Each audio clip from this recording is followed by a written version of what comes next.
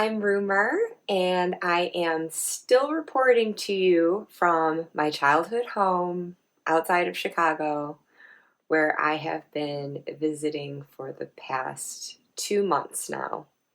As I mentioned in previous videos, I originally traveled here to the States from the UK to visit my family in March, and circumstances led me to stay on for an indefinite amount of time.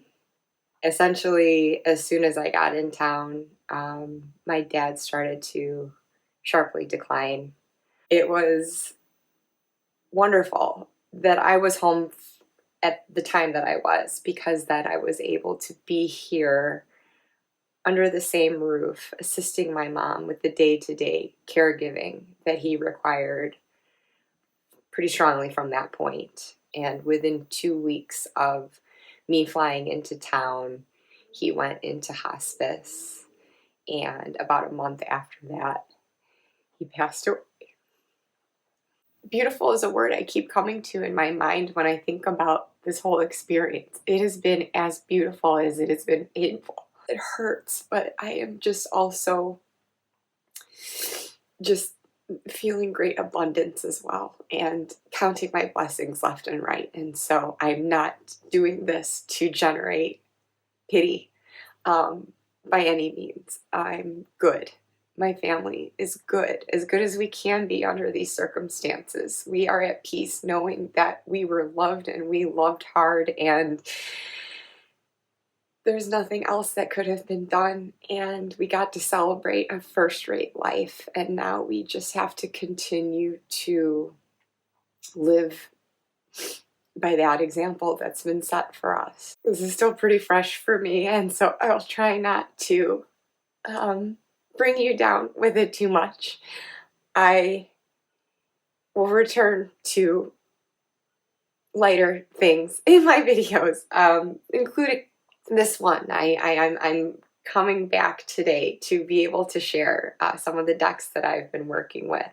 And so please don't worry that I'm going to be like this every video and dragging the mood down. It's not my intention. At the same time, I guess I can't deny my reality either. And I really never know when the emotions are going to bubble up. So please just bear with me. Death has touched everyone's lives, so I'm not pretending that this is a unique experience to me. I'm sure that each and every one of you watching this right now, it's like, yeah, I get it, I know. So that is that. I really haven't been as present and active here at YouTube despite my best efforts earlier in April, and I didn't, as a result, work with the tarot very much either.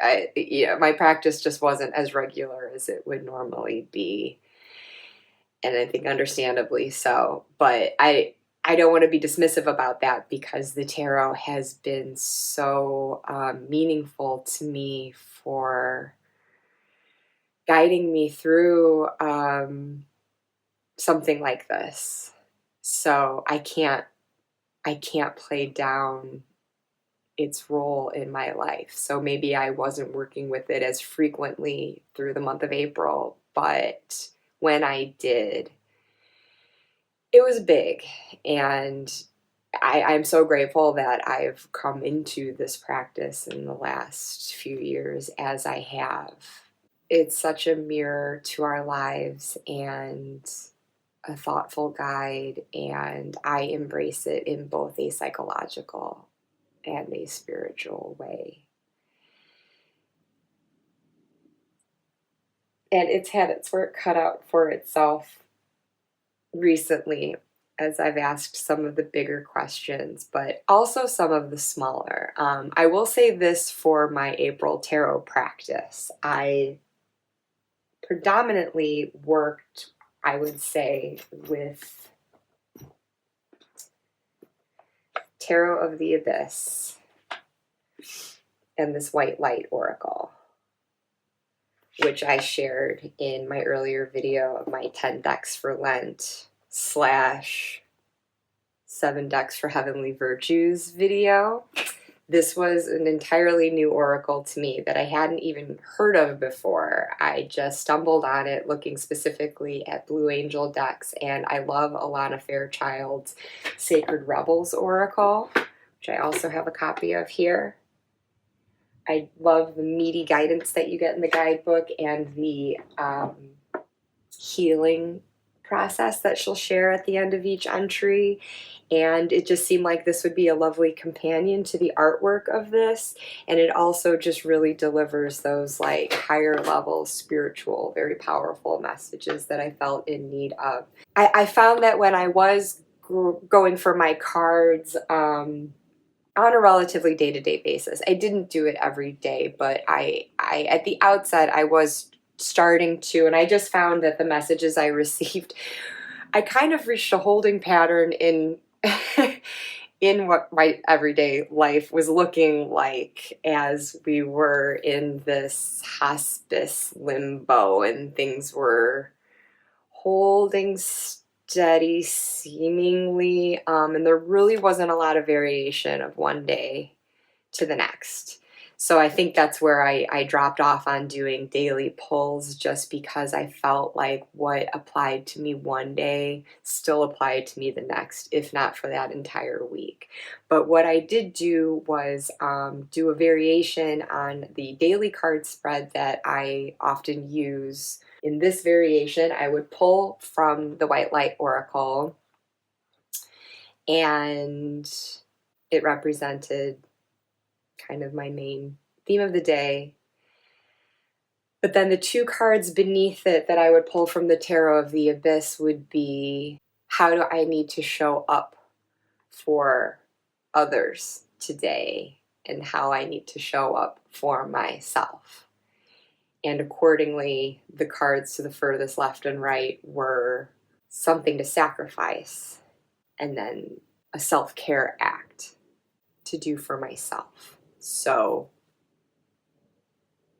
focus of the day, how to show up for others, how to show up for myself, sacrifice, self-care. And those outermost cards to the left and right, arguably maybe a little redundant with what the first two cards represent. I just was experimenting with it to see how that would play out, if they would offer something new or if they would just more so be an elaboration on the first two cards that I drew. So, for instance, how I need to show up for others. Well, then what's in sacrifice I need to make accordingly. And then how to show up for myself. And then what's a self-care act that I can carry out accordingly. And that seemed to be helpful for me, because what I was really struggling with at the outset of April was how to maintain balance, because I wanted to be there for others. But of course, you always hear you have to yourself be taken care of in order to be up to the task of caring for others. So it wasn't trying to be selfish and focused on myself, but it was also just trying to not neglect my needs as I was looking out for others, because I wanted to be operating on all cylinders for them. So I would say April, Tarot of the Abyss, White Light Oracle were the big guns for me. I also mentioned in my previous video that I have that I keep. These are copies that I keep here at my mom's house. And prior to that, well, I purchased those since I visited here. And prior to that, I already had the Sacred Rebels Oracle and the Light Seers Tarot as extra copies on hand here, because these are two go-to decks of mine that I find so wonderful for whether I'm doing readings for myself and especially for other people, because their messages are just very clear and they speak very well together. So I've always had these here. I didn't find myself turning to them as much, though, in the last month. I also had a couple of decks that I had brought with me initially when I came in March, and I also shared these. I had my smaller linen edition of the Gentle Tarot, which doesn't have the matte gold gilding edges, so I edged mine with a marker. But this was the deck that I heavily relied on in March, and I also had brought the mini Roots and Wings Oracle with me during that time and had received some powerful messages. And I'm not flipping through because I already did through my previous videos, and I kind of assume that everyone knows these decks by now anyway.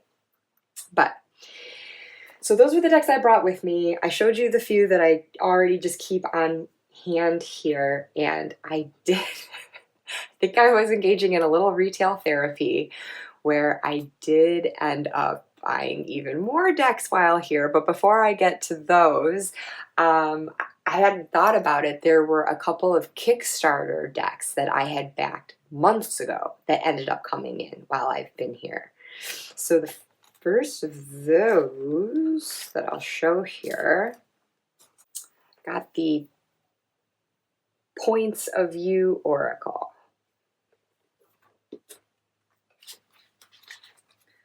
which is larger than a standard tarot deck, but I would say slightly smaller than your typical oracle, but it has this nice linen finish.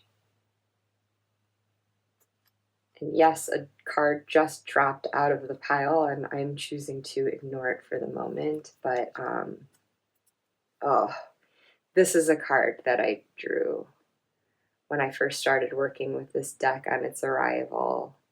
Soothe. And I think now that you know what's been going on with me and my family these last couple of months, what a lovely, lovely, powerful card it was to receive.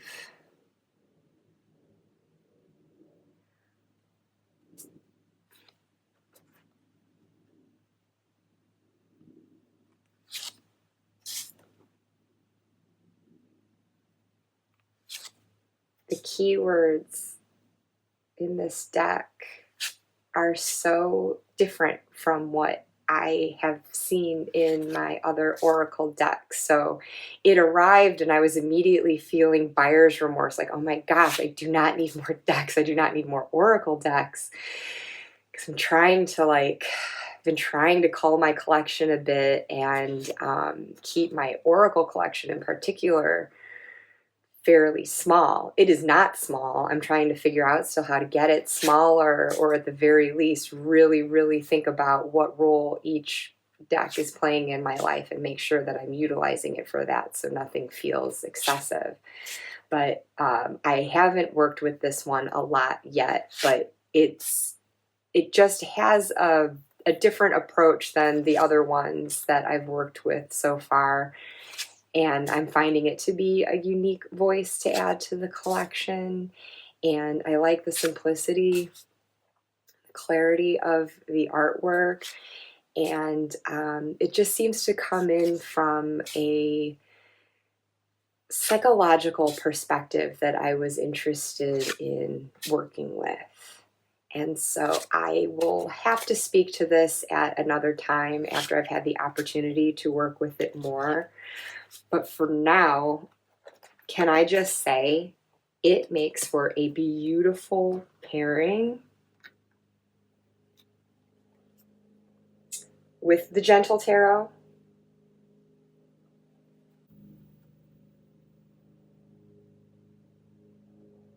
Different art styles, and yet there's something really similar about them too that I can't put my finger on, if it is just like the simplicity of their strokes and color palettes. But I especially love these decks, this edition specifically with this, because this is also a linen, and so I feel like I just want these to be paired together forever. And to the limited extent that I have worked with this Points of View Oracle, I have found the messages to be gentle and soothing, much like this. And I don't just mean because I literally drew a card that says soothe. Other cards I drew and the voice in the guidebook just really complemented the gentleness of the Gentle Tarot as well. I feel like these two decks, at least at this moment in time, are a match made in heaven. So as much as I loved working with the roots and wings with this deck, I think that this is another one to bring in, or I could use all three together. So just a new pairing for you to consider if you're interested in it. So then, the other Kickstarter deck that arrived, actually before the points of view came in, was the Alleyman's Tarot. And I didn't get the version touched by the Alleyman. No personalized modifications with this one, but I did pretty much order anything and everything that was available with it. So this guidebook that's supposed to be like the Alleyman's notebook, I think it's a really clever concept, as if it's handwritten by the Alleyman. And then 7, its creator, has these little notes, as if they're Post-it notes, to give credit to the artists who contributed a card to the deck and any other insights. And then, of course, you have the image of the cards themselves. And for as extensive as this deck is, with well over 100 cards involved, it's a great resource. I'm so glad that I got this to accompany it, because there are, oh my gosh, I got all the expansion cards as well, so I think I have at least 10 different death cards, and I know that 7, they work with all the cards, all of the expansion, and if any cards are repeated, they work with all of them. And in this guidebook, you can see the nuance in the description for each, how they found a way to like differentiate. Like, yes, it's another death card, but the imagery of this death card seems to come at it from a different angle. And I think at some point I would like to do a video just going through those death cards, especially for the massive transition my dad and consequently my family has gone through. I would like to take a closer look at that, and might end up making a video of it to show all of the different death cards in the offing. You can choose to use them all in this deck, or you can select the ones that resonate the most, and give my thoughts as well as 7s from this guidebook. So we'll see. TBD if that happens, but it could be nice to do. Then in the meantime, my excessive consumption with this deck, I got the drawstring bag that's made to look like it was the Gleaming Alley Jewelers. I got the reading cloth, which is handy because I had not brought a reading cloth with me on my travels, and so then I didn't have to like buy one to use or go without one altogether. And then I got the cigar box. This is the Alleyman's short cigars. And this fits the standard box that the Alleyman's Tarot comes in, which is made to look like a massive matchbox. Like that's where the match has been lit. And slides out. I got the Alleyman poker chip. I got the Alleyman coin. Just like a picture of a building on one side. 17 cents on the other. But as you can see, this side's like X'd out. And there's a circle here as if the Alleyman himself modified it and cut that in to make it a coin you could flip for yes or no, or whatever other decision making you'd like to do with it. And then the deck itself with all of its expansion cards. Yeah, You can see some of them have gilding on the sides, but most of them don't. But it's just neat to have that extra glimmer in there from the ones that do. And I am not going to flip through this whole thing. I mean, I can do an entirely separate video on it. Or you can go to Seven's YouTube channel and watch the full flip through. I will leave links to that in the description. But as you can see, it's all different cards from different artists, different decks, some created specifically for this deck and others taken from existing decks, and also cards that are not standard tarot. There's different suits, there's different courts. Their meanings and descriptions are also in the guidebook provided, or you can simply assign it your own meaning, whatever vibe it's giving you, because there's no traditional tarot meaning to assign to it. This is a deck that can really become your own thing, and I got it with the idea of collecting it, but then once I actually was going through it and kind of making some of my card choices where there were different options for different cards, I felt like, ooh, this is a really cool customizable deck, and I don't know, I am curious to work with it and see how different imagery and different styles, if you can still find that overall bird's eye view connection between them. I think that will be really neat to explore, because usually I rely on the decks having that, you know, aesthetic similarity in order to be able to draw that kind of additional visual interpretation from them. But I don't know, I'm just getting a feeling that this is going to have its own funky way of achieving the same thing, and I'm really curious how such different cards are going to be able to speak with each other. And I don't know what place this would have in my collection if I do decide to read with it. I'll definitely give it a go, regardless. I'm definitely going to do readings with it just to see what that experience is like, and if I like it,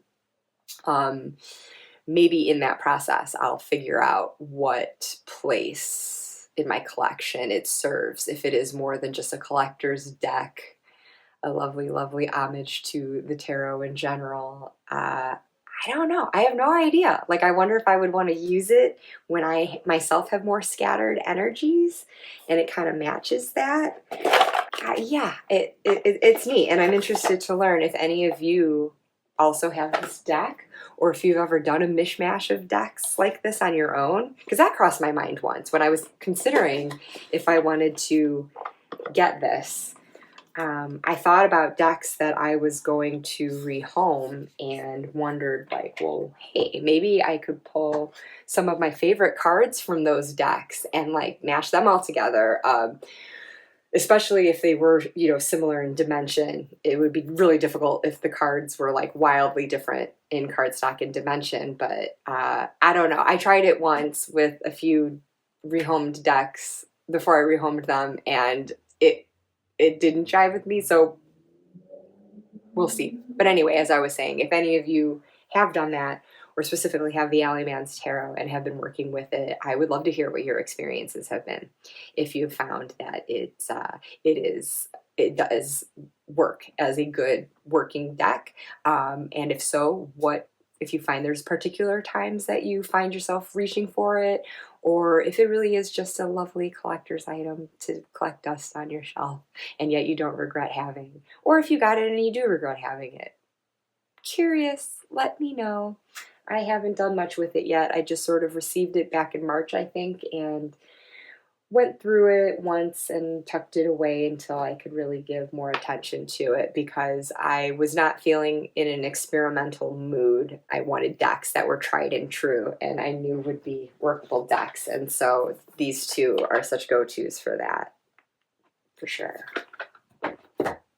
But a deck that I have back in the UK that I did find myself missing and I felt could be useful, the Somnia Tarot. I did buy this as a second copy to keep here. And this deck, I only recently come to realize was a great water deck for me, because I'm my sun sign is Cancer, so very have an affinity for the water element, and was looking for a deck that would reflect that. And I always thought like that would be an oceanic deck, something with mermaids or sea life, or all of the above. And I do have my mermaid decks that I love. I've always had a thing for mermaids. Ariel is totally my Disney princess. But I just didn't feel, though, like a soulful connection to those. Like, they're fun and beautiful, and I definitely love them, and I enjoy working with them in the summer, but it really doesn't go beyond sort of like a surface appeal to me if it just feels fun and beachy and summery.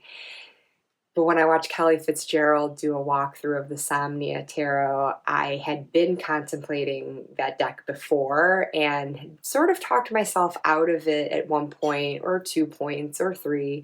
But then seeing her walk through, I was compelled to get it, because as she talked through it, I realized, oh my gosh, that's a water deck, because of the settings where this photographer lives and photographed along the water. Even if the cards are of the earth, air, or fire element, the water is ever present, and not even just in the literal water, but in the flow of, let's see, let me find a good example here. Just sort of like the flow of these shrouds are essentially how I see them. The way this fabric falls and flows just evokes such a watery feel as well. And for as standard Rider-Waite Smith as the images can be, they also just have more of a shadowy tone to them. And that appeal to the shadow and the subconscious and liminal space, it just hit me like, oh my gosh, that's the essence of water that I've been looking for. Not mermaids and dolphins swimming through the sea, much as I love them too. But like, for me, this is the kind of water that resonates. And so I had bought this deck. I had considered bringing it with me when I traveled here originally, just because I wanted an opportunity to work with it. And I had had a really powerful reading with it before, which is in my Four Queens spread video, where VR to Rose Honey Ritual, where I pulled the queens from 3 different decks, and I had tacked this on as a 3rd deck, where I pulled from all the courts to follow Candy Soul and Soil's lead, to allow for more than just queens to appear. And it was consistent with the messages that I had been receiving from the previous 2 decks, but it brought in an angle that was also in some ways surprising, and it ushered in a new depth and poignancy to the reading that I hadn't anticipated, and had me looking at things in a new or a deepened light. And I realized how powerful this deck could be, not just as a watery deck to appeal to my elemental self, but I think it makes for a wonderful deck for grief. And in my previous video, that's why I chose this deck specifically. And I think that it's going to be really instrumental in the grief work that I do for myself going forward.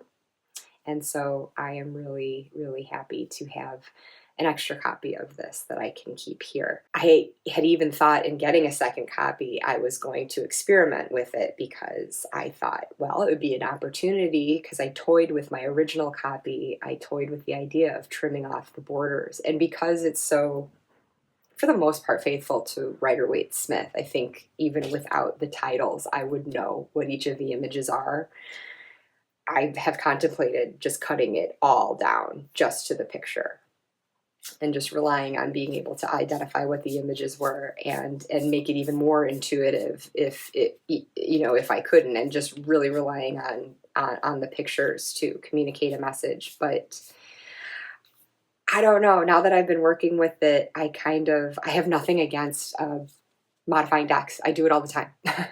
I actually recently chopped one up, which I'm thinking of doing a little video about. I won't go into it right now, but I love cutting off edges and edging them, and you know, making a deck into something usable, into a tool that you want to work with and that works best with you.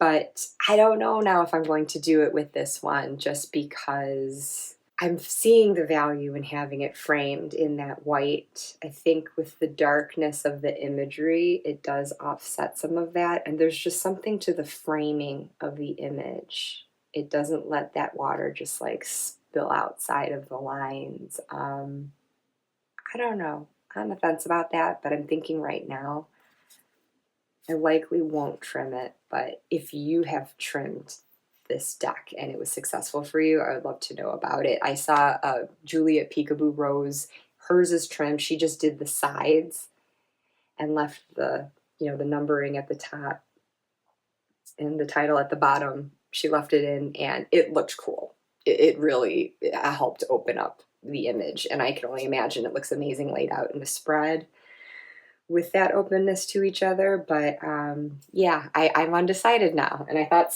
for sure it was automatic that I was going to chop this, but we'll see. But along with that, I also got the guidebook for it. I had not had that before because it does come with a little white book in the original box with the deck, but with the meaning that this deck is coming to have for me, I realized I, first of all, would love to see larger images, to see even more detail in them. But I would love to know more about how the photographer, Nicholas Bruno himself, interprets how he staged each of these. And so I look forward to working with this more too and going deeper with this deck.